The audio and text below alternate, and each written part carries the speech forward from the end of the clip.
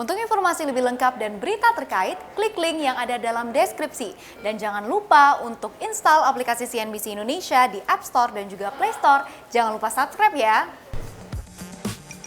Uang kartal seperti koin dan uang kertas telah digunakan oleh manusia selama ribuan tahun untuk transaksi pembelian jasa dan barang. Tetapi, semakin majunya kaum manusia dan teknologi manusia, tentunya semakin efisien sistem pembayaran kita. Baru-baru ini, kita dapat menggunakan sistem pembayaran yang lebih modern seperti kartu kredit dan kartu debit. Tapi, sistem ini sudah mulai tua dan memiliki banyak kerentanan. Sekarang, kita memiliki sistem transfer antar rekening dan semuanya dapat diakses melalui suatu teknologi yang kita semua miliki. Dan inilah era uang elektronik dan transaksi digital. Pertama, kita harus membedakan antara uang elektronik dan transaksi digital.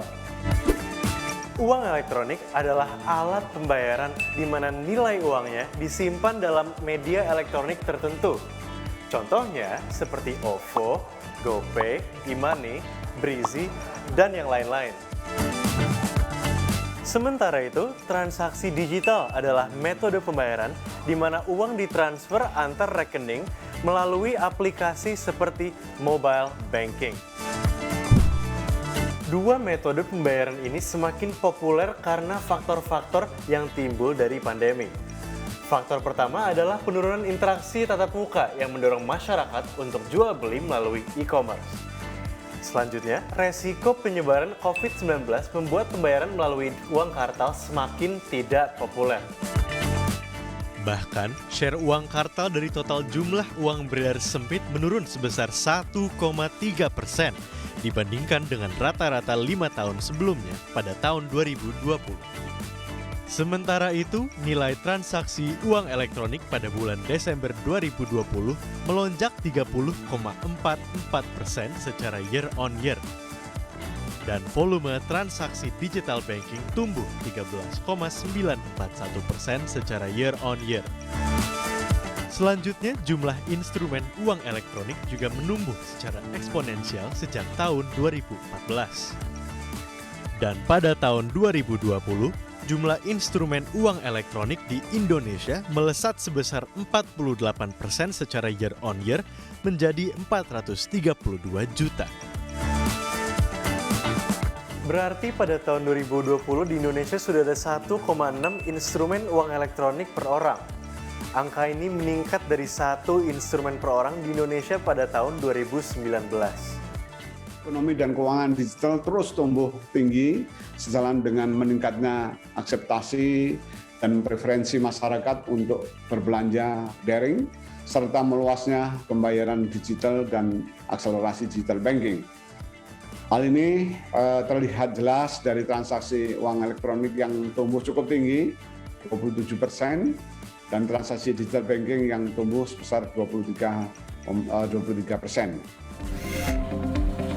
Dan tentunya, semakin populernya metode pembayaran ini, maka semakin banyak vendor yang akan menggunakannya. Karena lebih praktis tanpa ada kembalian, jadi lebih mempermudah untuk customer bayarnya. Karena orang zaman sekarang itu jarang banget bawa cash. Mereka udah semuanya pakai uang elektronik dan itu kan kayak lebih gampang gitu loh. Jadi bisa dipindahin dari kayak mobile banking terus top up ke OVO, ke GoPay kayak gitu. Jadi lebih mudah buat semua orang gitu. Jadi yang pasti ada mereka itu. Jadi lebih baik kita mengadakan adanya OVO ini atau GoPay ini lebih memudahkan lah gitu. Tentunya kedua metode pembayaran ini memiliki kelebihan dan kekurangan masing-masing. Yang pertama, pembayaran uang elektronik dan transaksi digital melalui HP akan menggunakan baterai. Dan jika baterainya habis, kita tidak akan bisa memakainya. Dan yang kedua, metode pembayaran tersebut rentan terhadap peretasan. Tetapi jangan khawatir, karena aplikasi metode pembayaran tersebut memiliki fitur-fitur keamanan seperti two-factor authentication yang akan mengamankan uang Anda. Selanjutnya, kita akan selalu bisa membayar dengan uang pas tanpa kembalian. Oleh karena itu, pembayaran uang elektronik dan transaksi digital lebih cepat dibandingkan uang kartal. Maka dengan hal itu, ekonomi kita akan bermaju semakin efisien. Tetapi apakah uang elektronik dan transaksi digital akan menggantikan uang kartal secara keseluruhan di masa depan? Untuk menjawab hal itu, kita harus menunggu dan melihat nanti. Tim Liputan CNBC Indonesia.